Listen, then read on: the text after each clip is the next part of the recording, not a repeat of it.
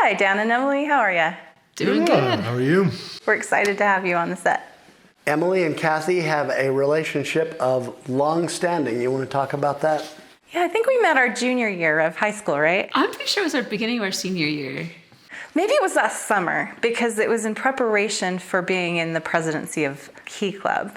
Well, Yeah, I mean, that's definitely how we met, was Key Club. Yeah. Yeah. Anyway, well, somewhere between our junior and senior. So how many years have you year. been friends? 26? Yeah, more than half our lives. Yeah. And we met back in 96. 96, I think. Yeah. Emily also lived downstairs. She was living there when I moved in with Cathy, and then she had been there, though, for how many years before that? Well, you... Almost 11, right? Right, well, because in our the last house, you were there all 9 years except for one, I think. Yeah. And then you moved it to the new home for like another 3 or 4, right? Yeah. So 'cause I feel like I moved in 2010, because it was like barely after Forrest was born, your Yeah. son. And then you moved out in 2020, or 21, yeah, 2021. 2021, yeah. So Emily is like a favorite aunt for Cathy's kids, my stepkids. Yep, we've been through a lot together, huh? Yes, indeed.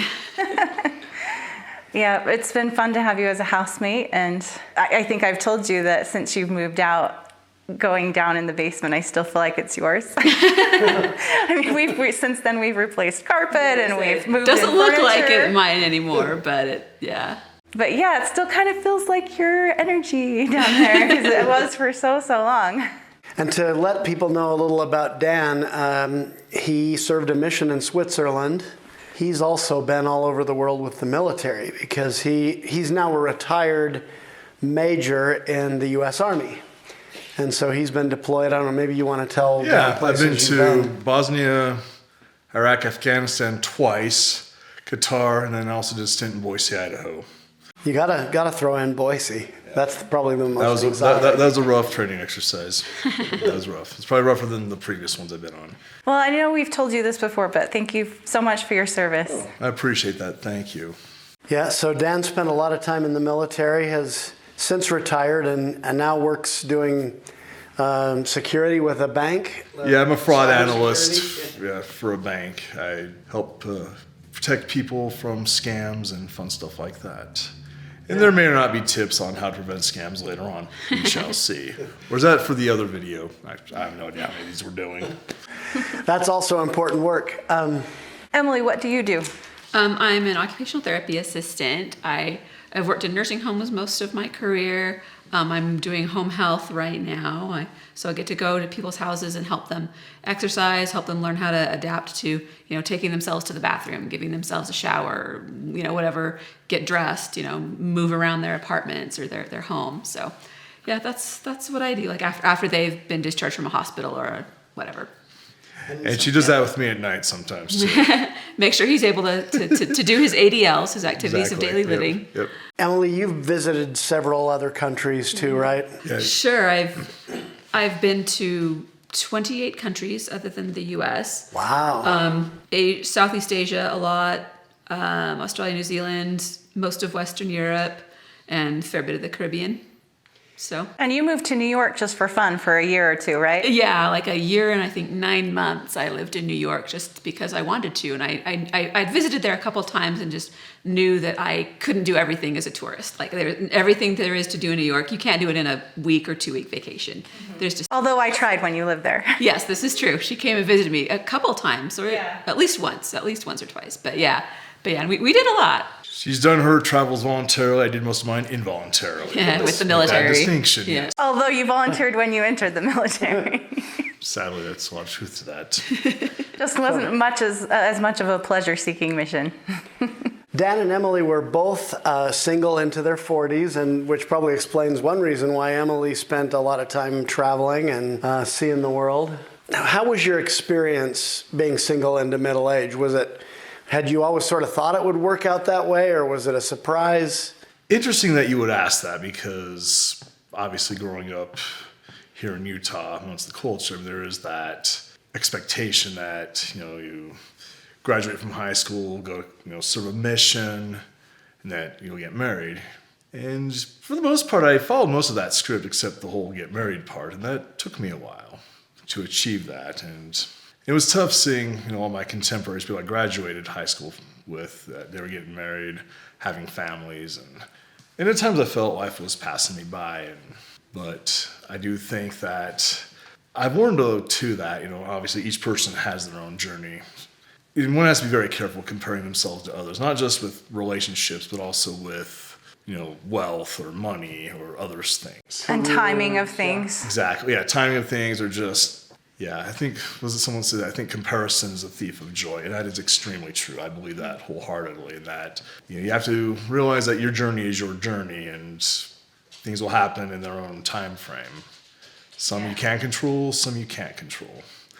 Were you ever lonely during that period of time? I was, but thankfully though, and I think a lot of times you have to ask yourself, where can I draw from, and what other sources can I draw from? Because a lot of times it seems like there's always this, if I only had someone in my life, I'd be happier, but that's not always true.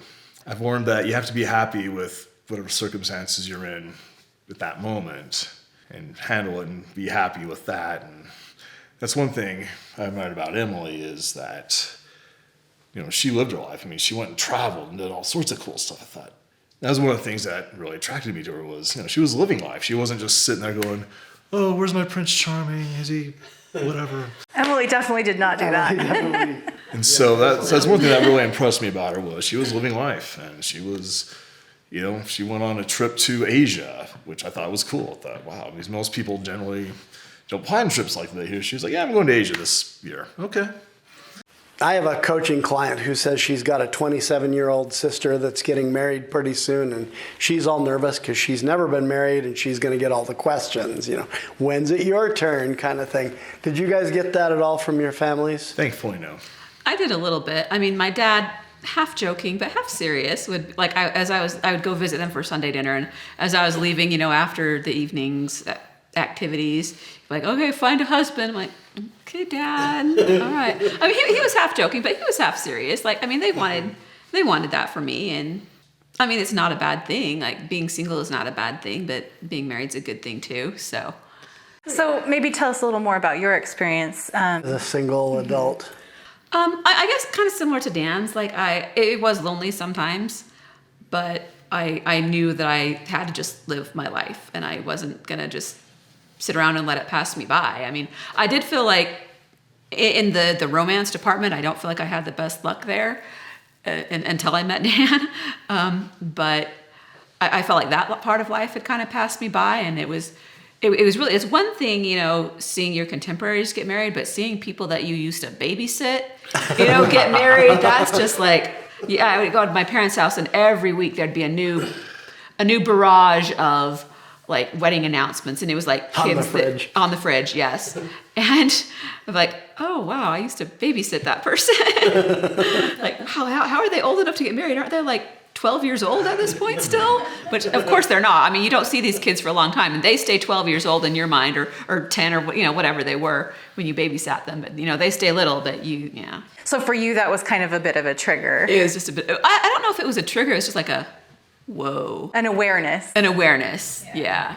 All right. Did either of you have a serious relationship or more than one prior to coming together, and feel heartbreak when those end? Oh, absolutely. Of course. Yeah.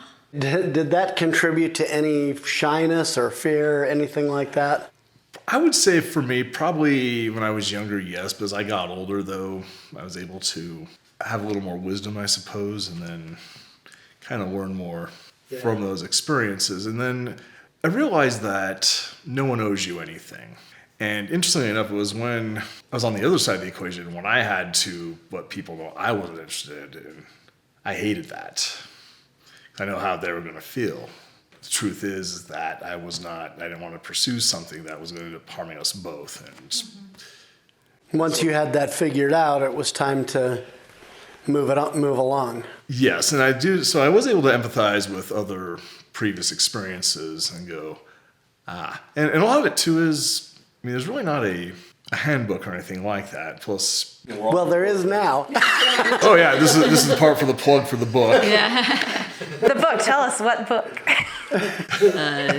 Is it Intentional Courtship. Is that what it is? That's what it's called. By the way, where's my swag? It's supposed to be like a hoodie with the Intentional Courtship logo on it. I won't talk more about it until I get my swag. Okay, that was a joke. I couldn't resist. But getting back to that, though, I mean, people are imperfect, and I will say I made mistakes myself, and I wish, looking back, I could have handled some situations better than I did. Both being rejected and also being the rejecter, if that's a term. For as long as I've known you, I've always thought you've had a lot of empathy, and I can see how you develop that through, both the giving and receiving of bad news. And I appreciate that, and I relate to it because it was my least favorite part of dating. Especially if I had to do the disappointing, that was hard. What do you two, or how did you two meet? What's your story?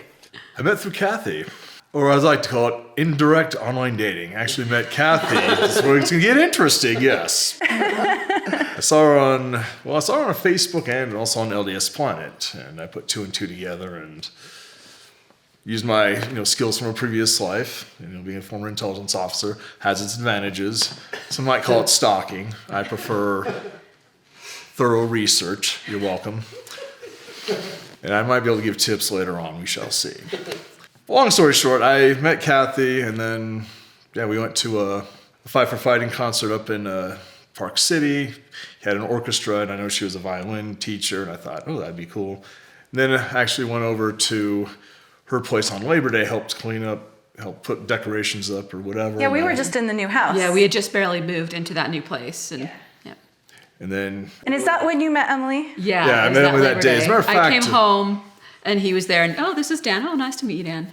Well, and before that, though, you told me that, I live with a roommate, and I saw her bookshelves and stuff, and I'm a huge X-Men geek, and apparently so was she, because I saw on her bookshelves, she had all these X-Men graphic novels, and she also had a couple of swords hanging up, I thought. Katanas, not just swords. They're katanas, samurai and I'm into cutlery. They're pretty cool looking. I've seen them. I have lots of cutlery. She can attest to that. And so I thought, this person's interesting, and then I met her, and And then whenever we'd go do stuff, we'd hang out and do stuff. Well, yeah, and the fact that you lived with us made it easy to hang out. Because while you two were kind of dating-ish, I was there, and every once in a while I'd hang out with you guys. And, and sometimes you'd go see movies, and you'd bring the kids. She'd come along, and then. Yep. So that's how we met. All right, and so how did all of this shift? How did all this change? Actually, I want to go back to a point that Cathy made about being empathetic and being the disappointer. I will say that, Cathy, that was probably the best breakup I've ever had. Aww. I mean, you were so kind, so caring. That's true. I saw that from the other side. She was very empathetic, and she was very... It still hurt, by the way. Yeah, I know I couldn't prevent that. It's always going to hurt, and the lesson learned is, but the key is, though, she did it what I felt was the right way because, that led to other things. Then remember a few days later, actually prior to that, there was this play, Hamilton, coming, and there were these tickets that were going on sale. And I'd sent an email to both Emily and to Cathy. And then I think I sent on Tuesday, she broke up with me on a Wednesday. So I'd sent them an email, and I haven't heard back from them, you still want to go? Then that Friday, I'm driving to work, and all of a sudden, Cathy is blowing up my phone with texts and voicemails. I'm thinking to myself, we've already talked. What more do you want from me? We're done. I mean, But you sent an email about Hamilton. And I didn't really think about that. I thought I sent it to her, and I didn't. I thought, okay. So anyway, I get to work. I look at my voicemails, listen to my voicemails, see my text. I go, oh yeah, we still want to get Hamilton tickets. I thought, that is interesting. And it was really interesting because Cathy's all, I will go with Jeff. And by the way, she dumped me for Jeff. So Jeff was the guy who stole the girl at that time. And I will give Dan credit because he was a total gentleman about the whole Very thing. classy. Anyway. And his classiness and his willingness to be friends, like you said, led to other. Yeah. And so anyway, so they said, so I'll go with Jeff. You can go with Emily. And at the time I thought, it does seem unusual, going out with someone who just broke your heart with the guy she dumped you for and then with her friend. But then again, on the other side of the coin, I always like to march to my own drummer. I thought, you know what? let's do this. I mean, because conventional wisdom say, don't do it. I said, we're doing this. Well, it was your idea. Yeah, so I went, yes, we're doing this. So I went and bought the Hamilton tickets, and I had some trepidation because I thought, 'cause I didn't want to have Emily feel like she was obligated to go out with me. So I ended up actually, prior to us going to Hamilton, I actually did go out with her briefly just kind of get a feel for her, and and she was cool, and I thought, yeah, we'll do this, and we did it. Yeah, it was a super good night too. It was. Yeah, we went to Hamilton. We had dinner at a nice restaurant, walked around the park, and then we went and got ice cream. Yeah. Yeah, it was a good night. That was fun. And we redid it recently. Yes, we did. With some additions to the party, my parents and his sister and Brother-in-law. his brother-in-law, but yeah. But so. basically, what it comes down to is that with her handling it the way she did, it was able to help me. It didn't hurt as bad as I didn't stew about it for a while. Like, oh my gosh, I just broke my heart. Well, it was me. It was just, it wasn't, personal, just that, you were had a couple other people that you had to do that to. And, you just had a lot of people to deal with and, choose from. And then, he ended up choosing. And then looking back at everything, I think you guys match up well. And we definitely match up well. Oh, you definitely do. Yeah, I think so too. And the nice thing is that, when I first met Emily, there were no romantic interests at the time.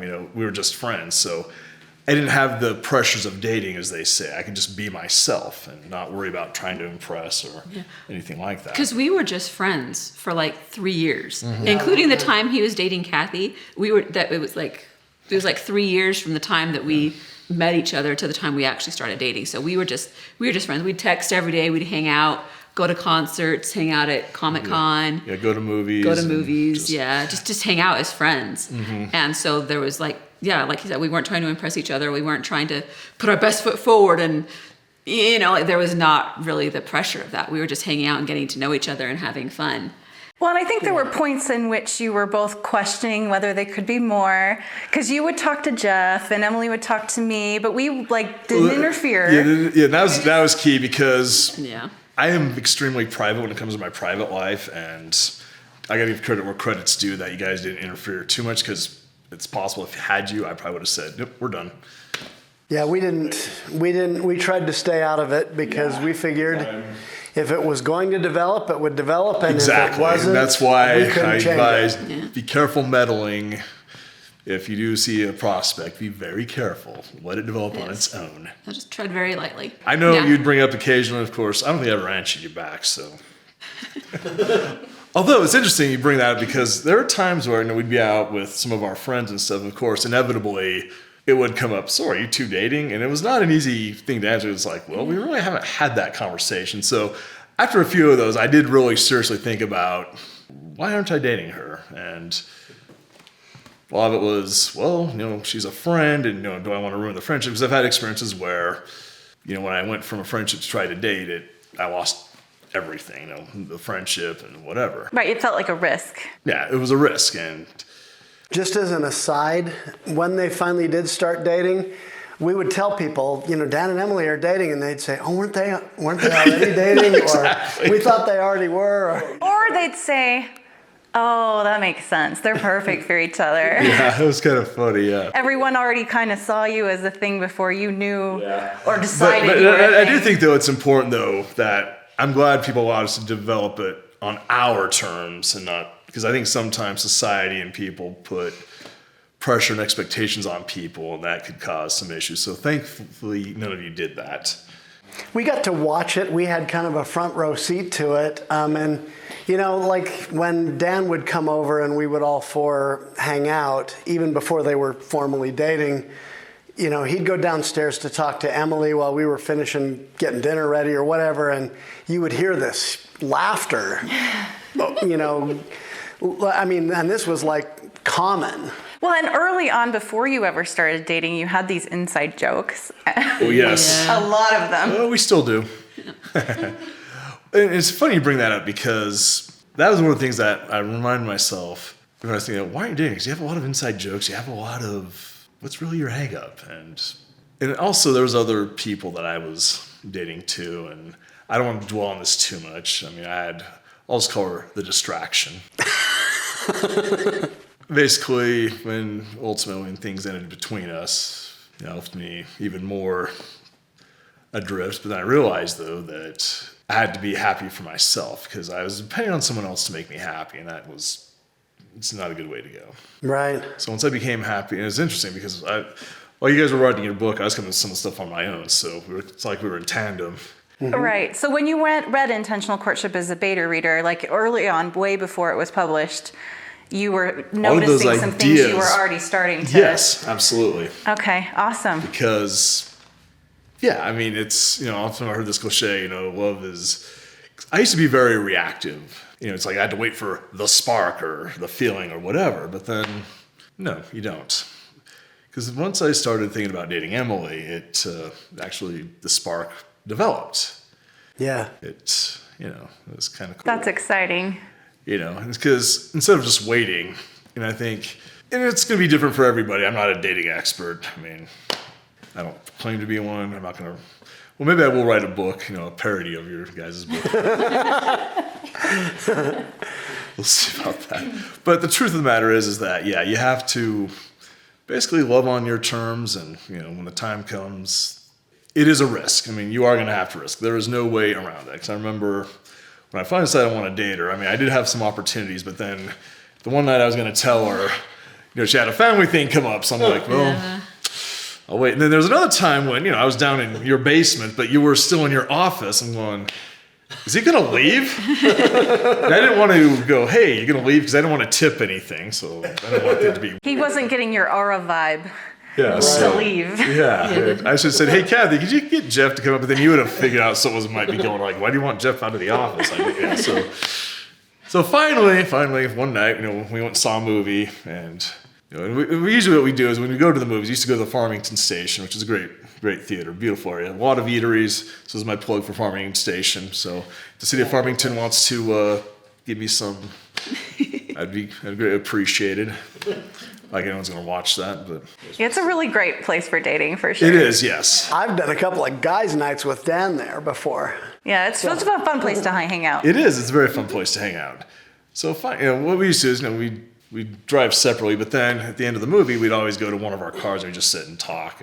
For several hours, and usually. Sometimes we would, yes. So finally one night, we're in a car, and there's really no one to distract us, except maybe the security guy in his vehicle, and I'm glad he didn't come up because I would have ruined the mood. But so I finally told him, like, yeah, I'm interested in dating you. And she's like, oh, okay. That's a short version, yeah, but it's like... When I heard that had happened, like, I think you guys always kept things between yourselves for like a week or so. But when I finally heard that had happened, I was pleased to know that you had taken that step, and that there wasn't that question anymore, like, of should we say anything, or is he going to say anything? Well, because there was several times when I thought I should just say something, because I thought, yeah, there's potential here, but I'm okay being friends too. But there were several times I thought I should just say something, and then something would happen, and I wouldn't. And so it's just kind of like I guess it just wasn't the time yet.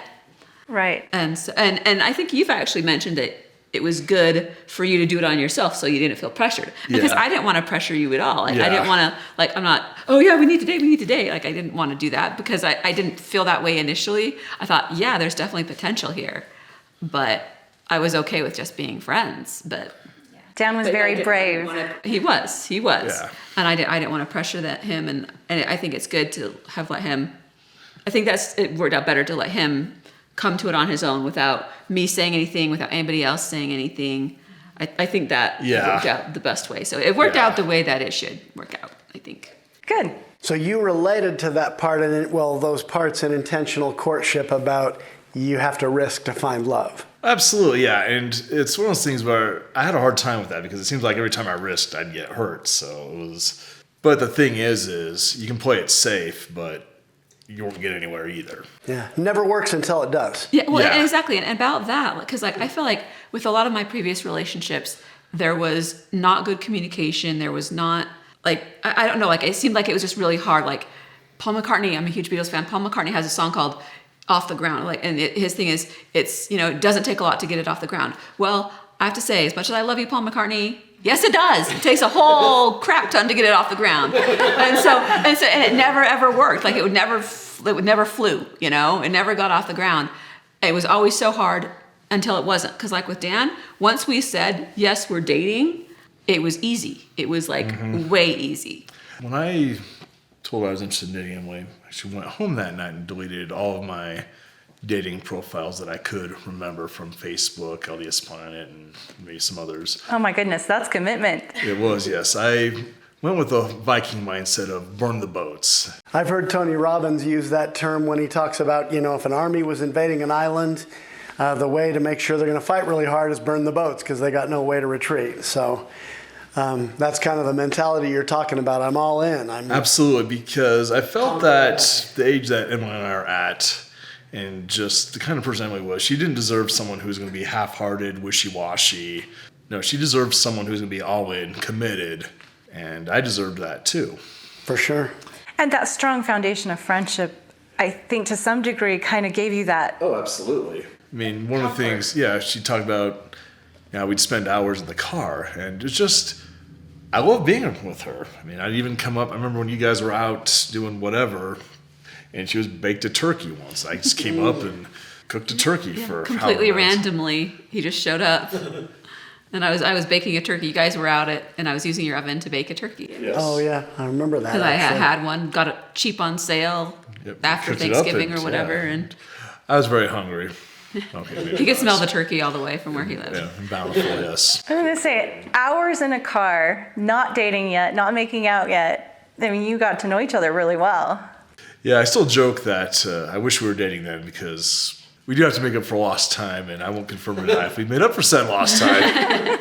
Now, slightly mischievous question on that. I like where this is going. At Farmington Station, the night you're sitting in the car and you told Emily that you wanted to actually try dating her and all that. That's where that occurred, right? Yes. Okay, so the mischievous question is, did the first kiss happen that night or was it later? No, it was later. Yeah, I don't remember. It was later. So you eased into the dating. We did, yes. But once we got into it. And are we going to do like an X-rated version of this sometime as a joke? Yeah. So you started dating in October. October, and then you got engaged in June of the following year. Yeah. Okay.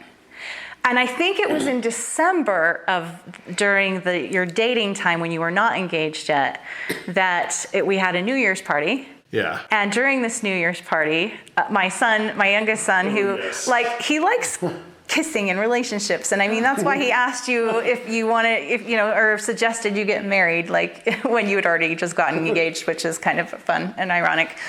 But he thought that you should give us a tutorial on kissing because you were so good at it.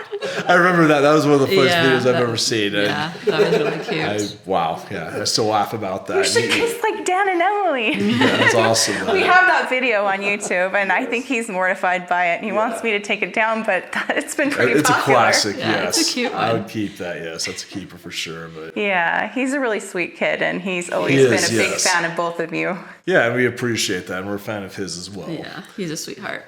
So, Emily, did you see it coming when Dan proposed? And Dan, what pushed you over the line? Oh, that's a complicated question. So, I had been diagnosed with cancer back in 2020, and it came back. And this is when it came back when Dan and I were dating. Dan had been, my uncle and aunt had been visiting, and they had both said, independently of each other, you just need to marry this guy. Like, because Dan had come and hung out with us, and there's both like individually, not even together as a couple. They're just like, my aunt told me, and then my uncle told me, like, yeah, you just need to marry this guy. So I was kind of like, okay. I mean, I think at this point I can say, yeah, I do. I want to marry him, but I wasn't sure how. Again, kind of the same thing with dating. Like, I didn't want to like force him into it, especially if I have this nasty diagnosis, But at the same time, I'm like, I don't know. We need if we're gonna do it, we should do it so we can have as much time together as possible. Well, actually, if I can just give my other side of the story real quick, this all ties in. I was scared. I was angry. I was thinking to myself, I met this woman. I love her, and she could potentially die on me. Thought So I remember going home that night and praying, like, Heavenly Father, please give me an opportunity to marry this girl. I really want that opportunity. I'm not sure under the right, how I'm going to do it, but I really want this to happen because I love this girl and we match up well, and I don't want her taken away from me before we do this. So I'm thinking to myself, how is this going to play out? So anyway, like a week later, and I was visiting with Emily, we're sitting on the couch, and I'll let you. Yeah, and so I'm just like, because I'd just been talking with my aunt and uncle, like I mentioned earlier, and I was like, okay, how do I even do this? Do I even want to do? But what do I say? How do I even say this? What am I even doing here? I was kind of like, and it just kind of came out in response to something Dan had said. I don't remember exactly what it was. Yeah, I don't remember what it said either. I said, so what are we waiting for? And it took Dan a second. I think he was kind of surprised and kind of, but. And finally, the light bulb went on. I went, we're doing this. So, and to me, it was an answer to a prayer. I thought, you know what? How about? So I proposed to her right then and there on her couch, and then. Yeah. So it's not like he didn't come planning to propose. I wasn't expecting that he was going to. I wasn't even expecting. I don't know what I was expecting at all, but. Yeah, it's just one of those things that, go for it. Yeah, it was very, very kind of spur of the moment. Carpe diem. Yeah. And I didn't have any rings, although. Yeah, let's talk about that. For months, you had been threatening to bring an engagement knife. Yes. I collect lots of cutlery. Okay, I've got it. I mean, he gave us a knife for our wedding, too, so. Oh, yeah, we didn't have a nice fancy knife, so he's like, here you go. And later he had it engraved. I did, with your names and the date of your wedding. Yep. Prized possession. So I gave her an engagement knife. Yep, two, actually. Two of them, yeah. Yep. I just couldn't pick. So I'm one of those people that if I have two choices, sometimes if I can pick both, I will. Mm-hmm. I thought both knives looked. Mm-hmm. So you know what? I'll also give her both. Yep. And I actually got him an engagement knife. She did. A little Yes, bit later. I still have that. Yes. Yep. And then did you use them to cut your cake? No. No, we did use one of his fancy knives, though. We did not use our engagement knives. Were at our wedding, though. They were at our reception. Yeah. I think I remember that, actually. Yeah, they were on the the table with the guest book and all that. Yeah. Well, and as a fun little aside, Emily's family uses a samurai sword to cut their birthday cakes. Yes, Yeah, so we I do. fit right in with that. My dad yeah. served his mission in You fit Japan. in I've been to great. Japan a couple of times, so it's kind Yeah, of as a matter of fact, her family was really impressed with the knife that I used to cut our wedding cake. That's awesome. Yeah, I mean, these two, they have so much in common. It's almost uncanny. I mean, the same music. So much in common. They're both Comic-Con people. I mean, Yeah, all these years, like, have you ever wondered if you'd met sooner? Like, have you ever? All the time, to be brutally Yeah, honest. yeah. But I do think, though, that I have to look at things. It's possible that when I first met her, when I did, I'll be blunt, I was not ready. And I felt like had we started dating then, it might have not have worked out. so maybe the timing was what it needed to be. I guess, yeah. I think there's some things that I had to experience, and I think there's some things she had to experience for us to do that. I mean, of course, this is all speculation. I'm sure maybe in the next life we could do like a what if. What if we did this? I mean, Push some buttons and see how things would work out. That would be a very interesting thing to be able to do. I hope we can do that at some point. that would be. What How would would have it? happened if this would have happened? What would have Like, happened if I don't would have made that actually do choice? this, but just for fun. I've, Just kind of for like funsies. a Christmas Carol. With the ghosts of whatever.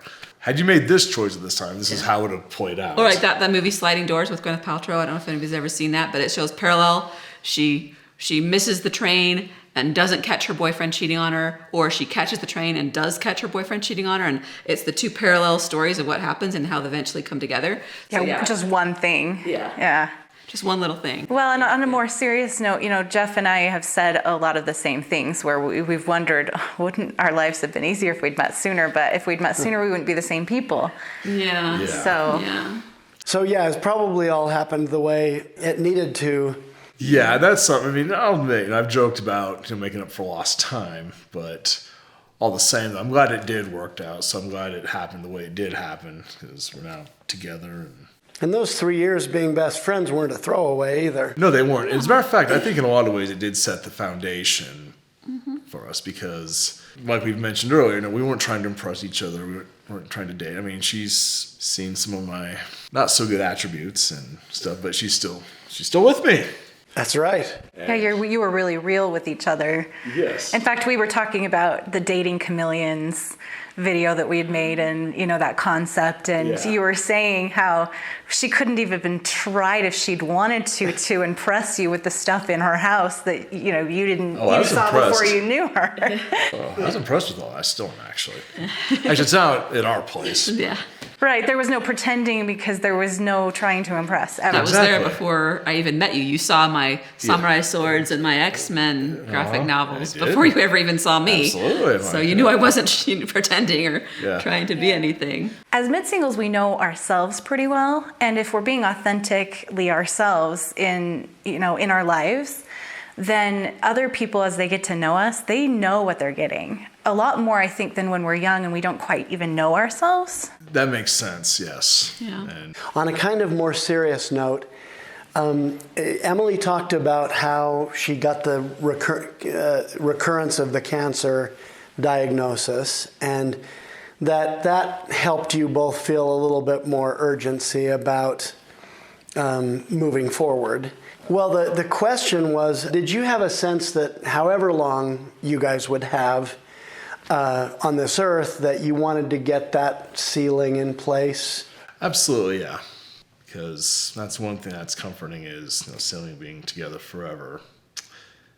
And you've had to live with a lot of uncertainty there. And So I did think about, let's say if we didn't have this cancer, I talked a little before, when was I going to propose to her? And I'd thought about around the time of Fanex, and also at the time, Celine Dion was going to come into concert.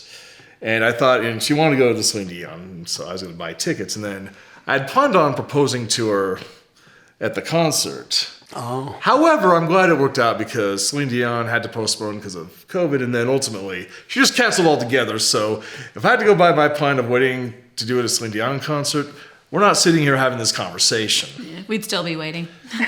Would you really, would you have received that as a sign from the universe that you should never do it? Or would you have found another way? In all seriousness, I would have found another way. Okay, good. I was just being, yeah. were you surprised when she said, "What are we waiting for"? I was, yeah, but it was one of the things where I was surprised, but then it just fit in with What you were already thinking. absolutely. So I thought, and again, it goes back to, when we all went and saw Hamilton, it's like, we're doing this. Yeah, let's do it. And all she had to say was that. It was clear what she meant. Yeah, and it was pretty clear to me. I don't know what other meaning we could have had, to be honest Yeah. with you. It was one of those things where I guess I was just more in shock that she would ask that. Like, did this just happen? That split second. And then, yes, it is. Okay, go for it. This is the answer you've been waiting for. You got the green light. Take the shot. I think you both are very brave. And I remember on the day of your pictures, which are gorgeous, your engagement photos are really fantastic. And I'm glad you did those. And I think it was fun that you did some PJ pictures. Oh, yeah. We don't have it fun. Yeah, one thing about me is I can be serious, but as you can tell, I just have a little fun. Well, and it makes sense because when you get married, you get to slumber party every night. That's, it's funny you mention that because I say that every night practically. We get to have a fun slumber party that has and- been going for however many And the months. thing is, when we were dating, she would come home from her, actually, she'd come from her job to come to my place and spend time with me. Then she'd have to drive up to Layton, and that was always, it was not easy. And then when I'd come up to Layton, it was funny because we'd spend hours in her place, and then it almost seemed like we'd spend hours on the doorstep. It seemed like it because I remember you guys were like, Which we always tried to vamos. We just always tried to disappear. you guys were like, hey, you close the door, it's getting Make cold. ourselves scarce. I remember being back in our bedroom for a good hour before I could come back out and to the kitchen because I was like, I didn't want to interrupt anything. Yeah, it's much appreciated. Yes. But yeah, Appreciate your discretion. But yeah, it was just but we don't have to worry about that anymore. So Absolutely we can be in the not. same car, and now when we go to movies, we're in the same car. And instead of sitting for hours in the car at the farming station, we go home You can just go together. Yeah. Right. That's the best. And yeah, we go to movies, we go to concerts, and actually now that with COVID, a lot of artists are coming back, and we're starting to go to concerts. We got a few That's awesome. You got concerts some fun lined plans. up to go to, and I was going to mention on the day of your photos, I remember Emily was feeling really sick. And, we were really worried, that you wouldn't be able to enjoy your wedding festivities. And then I think your treatment started kind of kicking in better. Yeah. And I think the way you orchestrated the shower, the bridal shower, and the bachelor party, and then the wedding and the honeymoon, all in a 2-week interval between chemo treatments, that was amazing. Yeah, and I did want to touch on the honeymoon. That this was established story. We love to travel, and one of her goals is she wants to hit 50 states before 50. And because of COVID, she hadn't quite. She was behind, and so it's. And how old are we now? I'm 43. Okay. And I'm we have 50. been, and we have been to 43 states. I have been to 43 She has. states, so I'm current on that. Current, caught up. But I just want to get back to when we were deciding on our honeymoon. She goes, "Well, I want to go to a place I've never been because I'm behind." And we looked at New Orleans. It's in Louisiana, and it's right near Mississippi and Alabama. A couple other states that she has not been to. So initially, I was thinking, It's so fun. Hawaii, but of course, Hawaii is so cliched. And if anyone has been to Hawaii on their honeymoon, my apologies. But we've both been to Hawaii before. We have. And I thought about just how cool it was. You know what? I could help her achieve that goal, because one thing I told her was when we're getting married is that I don't expect you to put your dreams or your aspirations on hold. And, you can continue those. And it was my way of saying, I'm going to support you in that dream of hitting 50 states by the time you're 50. And I thought for me, that was the best part of the honeymoon, was doing that. I mean, He was awesome. Yeah. That is So we went to New Orleans, and we went to Alabama and also Mississippi. And then actually on our anniversary week, we were probably going to travel to a couple other states. So we could help reach that goal. And So one other question. This is slightly more serious, but not like before. Did either of you, along the way in this process, pray about the relationship? What should I do? Anything, and receive any sort of revelation along the way about it? I mean, yes, and I still do. And well, it's just for me personally, just to be, let things happen, be more patient, don't try to force anything, and That's kind of the feeling that came to you, is be patient and let it unfold naturally. Yeah, and there's some things that happen between us that I don't really discuss here, but some of those things came up, and I'm glad that I was patient and didn't try to force something. So Because you saw the wisdom in it later. absolutely. Yeah, and how about you, Emily? Is anything more to add to that? Not really. I think I'd been thinking about it enough by the time that he actually proposed, by the time that we were actually dating, by the time, I think I've been thinking about it enough that I was pretty sure that was what I wanted.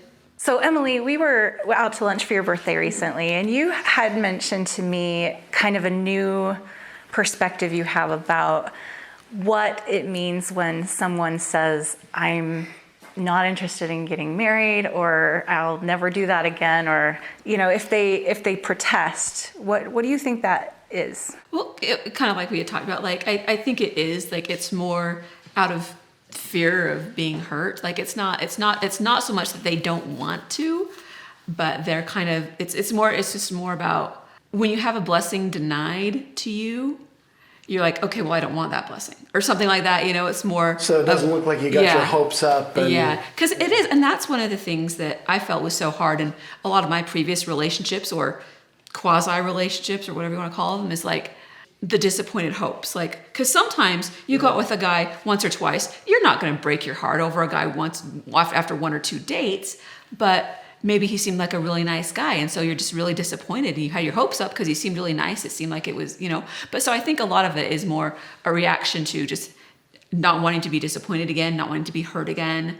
Missed opportunity. Yeah, missed opportunities. And also I think one thing that we had mentioned too is something I'm a big nature documentary person. I love watching nature documentaries. So, because I don't remember where exactly I got this bit of information. It was either from the nature documentaries that I've watched, or this book that my brother had us read called Chimpanzee Politics. My brother studied chimpanzees in Uganda for 2 years one time, and then he went back for a year and a half or something like that. He was there It was in part the of his schooling, right? Yeah. No, it was kind of, it was adjacent to that. Like it was kind of in addition to help out his schooling, but it wasn't actually a school program. Okay, got it.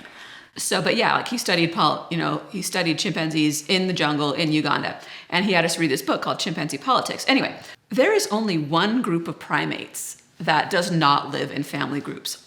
All primates, except for the orangutans in Borneo, they live solo lives for the most part. But like all other primates, all continents, all kinds of primates live in family groups. I think we're meant to be social creatures. We're meant to be in family groups. And I mean, you have everybody who has a stronger or weaker drive for that, for companionship, because everybody has their level of sociability, how much they want, how much they don't want. But I think ultimately we all do want that. It's just a lot of times it seems like it's an impossible dream, or we don't want to get our hopes up and then disappointed again or get hurt again. So Yeah, I think that's a really interesting observation, and that's coming from someone who was single into her 40s and now married. How has it been adjusting to living together? I mean, you both were living on your own without roommates.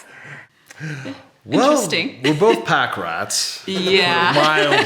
Crowded apartment. Crowded. So basically, we're trying to combine 2 apartments full of stuff into a smaller unit. So we had to get a big storage unit to store a lot of the stuff. And we still look like hoarders. Yeah, absolutely. And Well, and I know you hopefully, would have liked to have bought a home, but yeah, but the housing market. The housing market sucked, and we were only engaged for like not even 2 months. Yeah. So it would have been like, Yeah. and I was trying to plan a wedding, trying to move, trying to deal with chemo treatments and cancer. I mean, like it was too much at the time. It was a lot. Plus the crappy housing market. So I know the kids had hoped you might move in with us. Well, I'm just saying, that was their fantasy. The thing is, I almost have my place paid off, so it made a lot more sense for her to move Yeah. in with me. And For sure. Yeah, that's awesome. he's been very awesome about accommodating all my crap in addition to all his crap. Absolutely. So yeah, he has been, and mostly it's been very natural, really. I think. Yeah. Like I think as roommates we've done pretty well. Oh yeah. That's great. Yeah, it has been pretty natural. I think both of us are pretty chill people. Both of us are and both of us are old enough. They're like, we're not gonna get bent out of shape over small things. Yeah, exactly. think It's one of those we're things able to let that where kind I of think thing go. about, is this going to matter tomorrow or in a week, or if it's not, then why bother with it? Did you get to that point dating when you got to say goodbye in the evening where that just got really old? Yeah, it did. Yeah, definitely. I remember just longing for her, and Yeah, and that's why it took so long on our porch to say goodbye, because we didn't want to. It was like, yeah, this is exactly. stupid. But it's one of those things You where, lose a lot of sleep that way, right? yeah, or sometimes, oh shoot, I got to get up to go to work tomorrow, or she has to get up to go to work. But obviously, if it was a holiday or a day or the weekend, then of course she could stay a lot longer and to worry about such things. Mm-hmm. But now we have 2 adults, and Now that you're adulting, do you still laugh together a lot? oh yeah. Yeah. And like I said, we still have our inside jokes, and we still create more and go back to our old ones. Were there any key moments in the relationship as it was developing that you haven't talked about already tonight? The first time we went to Hamilton, because it was kind of like, I mean, it's not like we're thinking we were going to start dating or anything at that Yeah. point, but it was just kind of a leaping off point of where Dan was like, I'm just going to do this. Because, I mean, both Cathy acted like a lady and Dan acted like a gentleman. And so we were all able to do that and still go to this fun play and have this fun evening. I kind of feel like that was an important thing. Absolutely. Even though we weren't even dating, weren't even Yeah. like, we'd only hung out like once or twice or something, just the 2 of us as friends. Because we'd hung out a lot before with Cathy and Jeff, or with Cathy and the kids when they were dating. But Yeah, and to go yeah. along that lines, I mean, when I went to Hamilton that first time, I didn't once think, oh, this is the girl that I was trying to date, and this is the guy. That never crossed my mind. I mean, it was, I think you 2 had been engaged by then too, if I remember. Yeah. And I thought that was really cool. It didn't really, but yeah, it gets back to, though, how we handled it, Right, there was some adversity, I guess if one wants to call it that, but we handled it well. We didn't let it get in the way of future opportunities. We handled it like adults, which I don't often act like an adult, but it was one of the few times I actually did. I think we all became very quick friends. Yeah, and it just was, like I said, a lot of it was just, you were very kind to me. You didn't just throw me out like yesterday's trash or whatever. You treated me like a human being, treated me with dignity and respect. I think that's very important. I think regardless of what's going to happen with the relationship, I just want to impart to the audience, you should always treat people with dignity and respect, even if it's not going to go anywhere. It may not lead to you marrying their best friend, but it'll probably stand you in good stead anyway. It would, yes. And yeah, and I think that's want to give kudos to Cathy and Jeff for treating with dignity and respect. You know, Jeff didn't look at me as like, oh, well, he dated my girl and you know he's a threat. I mean, I never once got that vibe from you. You were very... No, we have actually gone out together a few times for guys' night, even early on. Well, I think, and you were at least a big part of his bachelor party. Oh, yeah. I planned it. Yeah, absolutely. So, yeah, I mean, it's just, it just goes to show that, you know, if you treat people the right way, you know, good things could happen. One other thing I would point up over what Dan's just been saying is we always say, and we know other people who say that really Dan met Cathy to meet Emily. That's really what, in retrospect, looking back, that's really what that makes sense. Was about, we think. Because I'm not sure how else I would have met her. I mean, maybe I would have bumped into her at FanX or something. I mean, it's hard to say. Well, because you and I have a stronger online presence. Yeah. And that's how we met. Yeah. And Emily doesn't do as much of that. Yeah. Not a ton, no. I guess the other point on that, too, is this thing about the guy code or the girl code. I can't date somebody who dated my friend or whatever. If these guys had been going by that, you know, this wonderful marriage would not have happened. Absolutely. See, that's why, you know, when, you know, like a few days later after you dumped me, for lack of a better term, when you called out, let's go Hamilton, I just wanted to throw that on its head, throw it on its ear and just say, to hell with this code BS. I'm tired of living life on someone else's terms. I'm tired of what conventional wisdom says. So I just said, you know what? This is probably the craziest thing to ever do, and I'm in. I'm going for this. We're doing this. Well, I do think the 3 years or 2.5 or whatever years that intervened from the time we actually met to the time I actually started dating, I think kind of eased that a little bit. You also know you had our support. I mean, because of the conversations we'd had. Oh, yeah. And we never doubted or questioned that at all. Well, and one thing I was going to say was because, like, when the very first time he called me to do something, just him and me, when we went to Marie Callender's, my first was, is he asking me on a date? That's weird. But I'm like, okay. But he said, in your text, you were like, I wanted to have a chat. And something, he wants to talk about, because this was right after everything with him and Cathy and Jeff. So I'm like, he wants to talk about that. Okay, that's cool, that's fine. But I was thinking, but that got kind of the idea of dating him in my mind. And I was like, well, it would be weird. But I think that the span of time in between like helped. Well, just to interject, we did a lot of things as a foursome even before you guys were dating. So. Oh yeah. I don't know. I think that kind of helped ease things. Yeah. And then they did things, you know, separately and by themselves too. And there was always like initially there was that kind of I don't want to be just a second fiddle to Cathy. There was definitely that thought in my head too. That's where I was trying to go with that earlier. Like I didn't want to be a second fiddle to Cathy.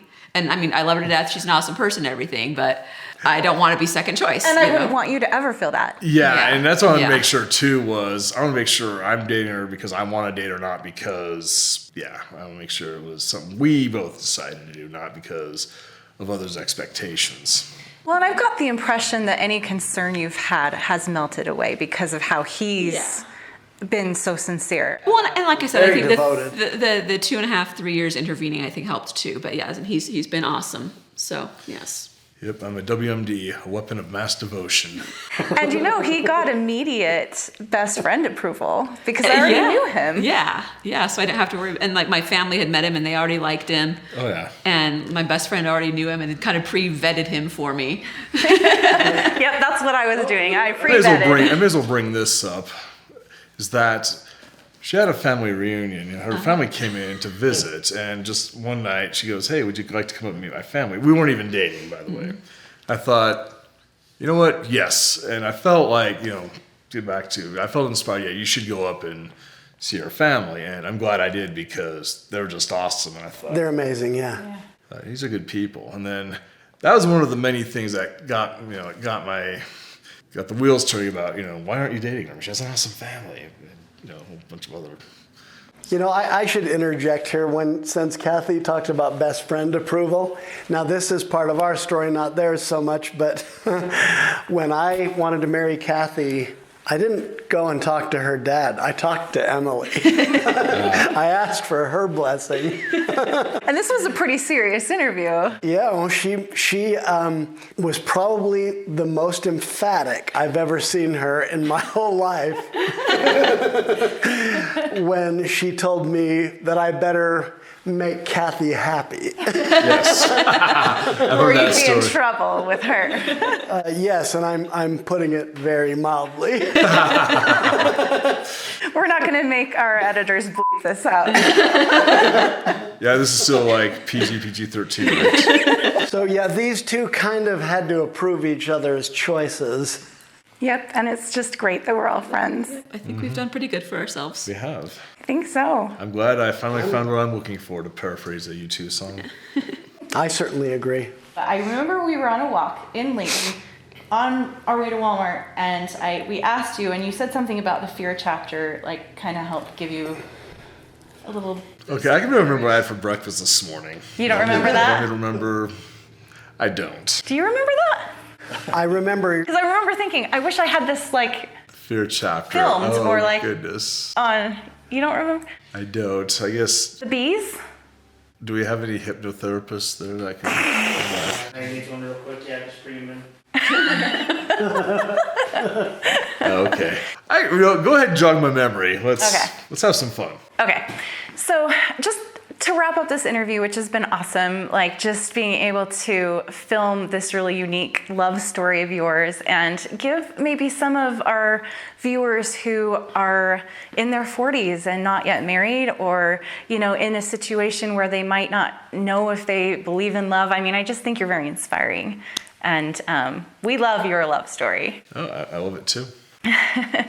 And so something I just wanted to mention is that before you started dating, when you had that 3 or so years of friendship, is when we handed you the raw manuscript for this book. It wasn't in book form. In fact, it was basically on the computer. Yeah, it was, yes. And it didn't become a book until about a year later. But we asked you for your feedback, and it was actually very helpful, and we applied a lot of it, especially for any of the parts that were specifically for mid-singles who have not yet married. And because you gave us some really helpful suggestions. And Dan, I remember you texting me, I think, and saying that there was something in the chapter on overcoming fear, which is chapter 3. Oh, that's what that is. I'm trying to find that chapter. So I'm trying to see if this. Do you want me to look it up? Yeah. You also said, while she's looking that up, you also said at one point that you read about yourself in our love story, and that it was very revealing. It was funny getting the other side, because it's not often, you get the other perspective, because you're seeing how you wrote the letter, which triggered all of this. The letter that Jeff wrote to me to put himself back in the running. Yes, which led to this whole chain of events. So here we are. Yeah, so that's the chapter I really resonated with, because, I'm part of this history. I'm part of this story.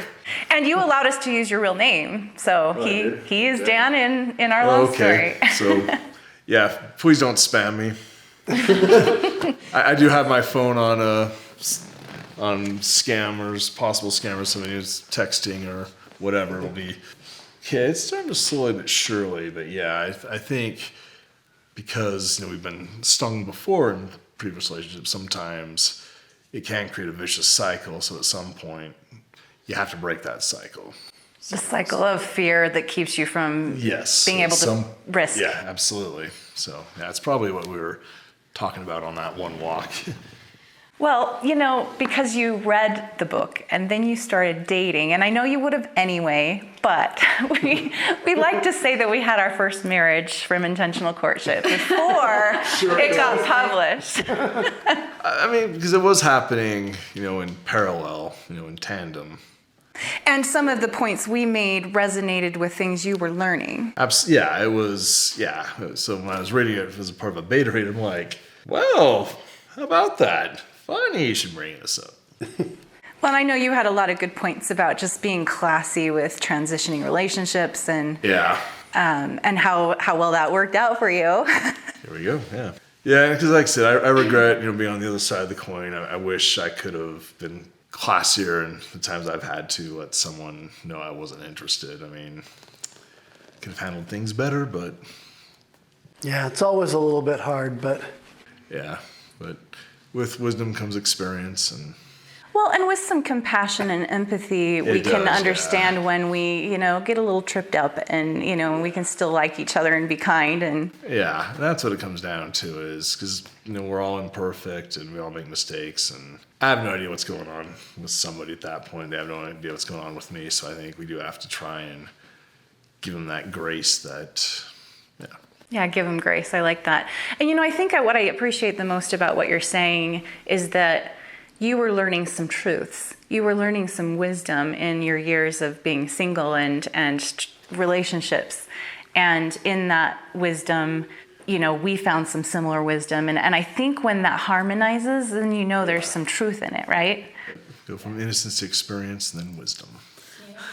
Well, and this is why we wrote the book, because we felt like we were very inexperienced in knowing how to get over a divorce, getting over loss, and being able to move on with our lives rather than feel like we had been tragically struck down. And right, yep.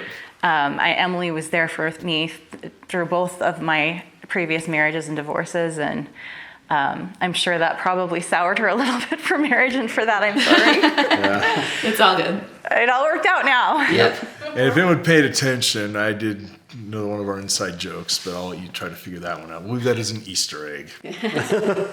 I think there were people that asked me after I'd been divorced twice, do you really want to try to do this again?